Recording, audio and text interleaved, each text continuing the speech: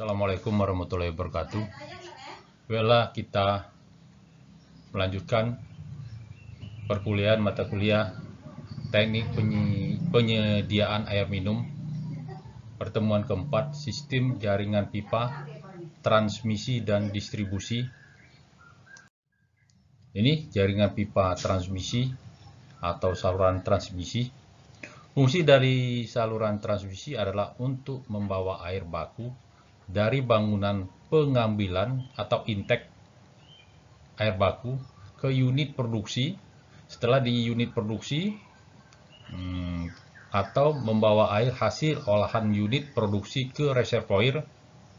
Saluran transmisi terbagi dalam dua jenis aliran.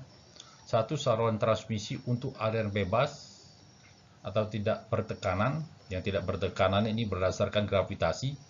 Contohnya di Kota Lubuk Linggau, di Muara Beliti, di daerah-daerah umumnya pada kita. Kemudian saluran transmisi untuk aliran bertekanan.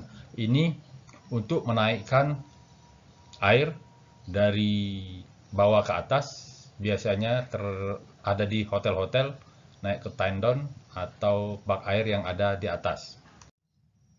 Saluran transmisi untuk aliran bebas atau tidak bertekanan terdiri dari beberapa macam bentuk sebagai berikut. Open channels. Saluran transmisi open channel biasanya terbuat dari beton bertulang. Potongan melintang salah satu open channel berbentuk trapesium.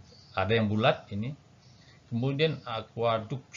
Aqueduct adalah open channel yang disangga oleh jembatan untuk membawa air yang tidak bertekanan melewati lembah atau jurang. Saluran transmisi untuk aliran bebas atau tidak bertekanan terdiri dari beberapa macam bentuk sebagai berikut. Ada tunnels. Tunnel adalah saluran air berbentuk kanal namun tertutup. Jenis saluran air ini digunakan pada saat saluran open channel harus menembus bukit. Kemudian saluran transmisi untuk aliran yang bertekanan biasanya menggunakan pipa sebagai saluran pipa transmisi. Saluran transmisi untuk aliran yang bertekanan dapat membawa air melalui jalur turun naik mengikuti kontur permukaan tanah yang dilewatinya. Pipa transmisi pada aliran bertekanan perlu memperhatikan titik paling tinggi dan titik yang paling rendah. Pada titik yang paling tinggi, udara akan terjebak di dalamnya, yang akan menyebabkan penyumbatan di aliran airnya. Untuk mengatasi hal tersebut, maka diperlukan penempatan katup pelepas udara atau air reservoir. Air reservoir juga berfungsi untuk memasukkan udara dalam pipa agar dapat mempercepat aliran air pada saat menggunakan pipa. Kita lanjutkan. Jaringan pipa transmisi dibagi menjadi dua. Jaringan pipa transmisi air baku yang berfungsi untuk mengalirkan air dari sumber air baku ke instalasi pengelolaan atau intake.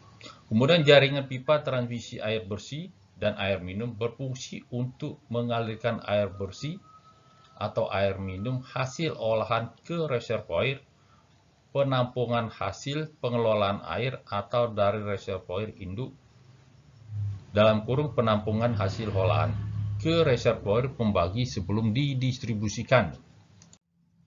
Untuk melakukan perencanaan perpipaan jaringan transmisi, maka beberapa data yang perlu disiapkan adalah sebagai berikut. Peta wilayah pelayanan yang berisi informasi mengenai jalur peta wilayah. Kemudian jenis manfaat lahan seperti untuk perumahan, perkantoran, pasar maupun untuk komersial, jarak antara lokasi dan kontur wilayah. Kebutuhan air pada masing-masing wilayah pelayanan baik untuk domestik maupun non-domestik. Jenis pipa yang akan digunakan, pipa apa yang digunakan, berapa diameternya, kekuatan pipa atau pipa beton atau pipa plastik atau pipa galvanis atau pipa besi, tapi besi cenderung karat.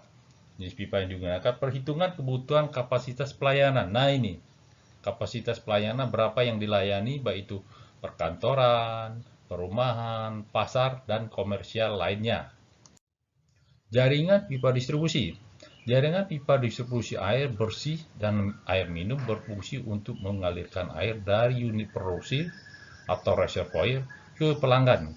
Jaringan distribusi menggunakan pipa dengan aliran yang bertekanan di mana sepanjang perpipaannya dihubungkan dengan sambungan pelanggan. Jenis sambungan pelanggan dapat berupa sambungan rumah atau SR, sambung hidran umum atau HU, maupun sambungan untuk pelanggan usaha komersial, bisnis, perkantoran. Jalur pipa distribusi biasanya ditanam mengikuti jalur jalan yang ada. Jadi di sebelah jalan, jarang di tengah. Ada juga di tengah, biasanya dia di tengah-tengah itu, jalan itu mengalami pelebaran sebelah. Sistem jaringan distribusi air bersih atau air minum dibagi dalam beberapa jenis seperti sistem cabang. Nah, ini sering digunakan sistem cabang, sistem melingkar. Lob kalau sistem cabang tadi branch. Ini melingkar juga sering digunakan. Kemudian sistem gradient dan sistem radial ini jarang digunakan. Sistem radial ini banyak digunakan pada instalasi listrik. Nah, sistem cabang atau branch. Sistem ini adalah sistem jaringan perpipaan di mana pengaliran air hanya menuju ke satu arah dan pada setiap ujung akhir di daerah pelayanan terdapat titik mati. Nah, ini sistem cabang atau branch, ini gambarnya dari unit produksi atau intake ke rumah-rumah. Nah, ini lagi sistem cabang, ini yang satu ini reservoir, dialirkan ke 3 pipa distribusi yang 3 ini. Kemudian yang 2 ini pipa distribusi, yang 3 ini pipa pelayanan, dialirkan ke rumah-rumah. Sistem ini biasanya digunakan pada daerah dengan sifat-sifat sebagai berikut. Perkembangan kota ke arah memanjang. Contoh Lubuk Linggau, ini perkembangan kota memanjang, kalau dulu sekarang sudah melebar. Sarana jaringan jalan induk saling berhubungan. Keadaan topografi dengan kemiringan medan yang menuju ke satu arah. Keuntungan sistem cabang. Sistem lebih sederhana sehingga perhitungan dimensi pipa lebih mudah. Pasangan lebih mudah dan sederhana. Peralatan lebih sedikit. Perpipaan lebih ekonomis karena menggunakan pipa lebih sedikit. Pipa distribusi hanya dipasang di daerah yang padat penduduk. Kerugian cabang, sistem cabang. Kemungkinan terjadinya penimbunan kotoran dari pengendapan di ujung pipa tidak dapat dihindari, sehingga diperlukan pembersihan yang intensial untuk mencegah timbulnya bau dan perubahan rasa. Bila terjadi kerusakan, pengaliran air di bawahnya akan berhenti. Kemungkinan tekanan air yang diperlukan tidak cukup bila ada sambungan baru.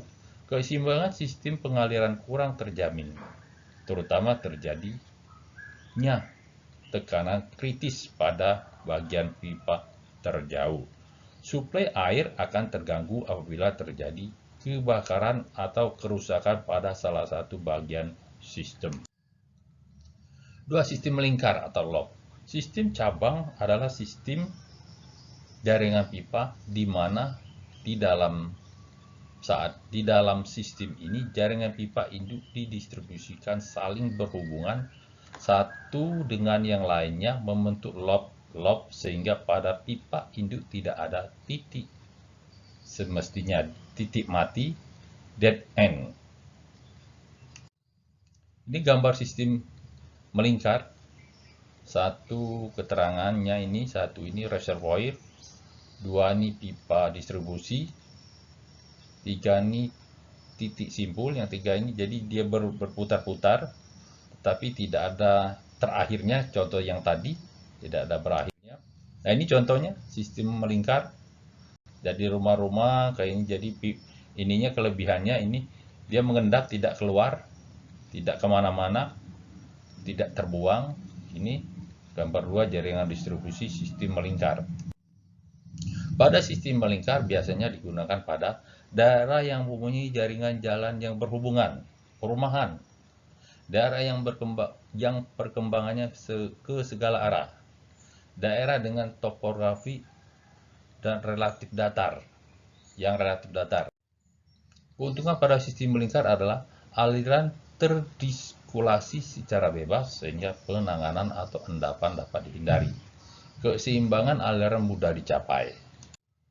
Kerugian pada sistem melingkar, pipa yang digunakan relatif lebih banyak, jaringan perpipaan lebih rumit, perlengkapan yang digunakan akan lebih banyak. Nah, ini sistem gradient. Ada pipa induk, dari pipa induk, dia ini cenderung untuk ke rumah-rumah, ini gambarnya ini. Ini panah-panahnya ini. Sekian, terima kasih. Wassalamualaikum warahmatullahi wabarakatuh.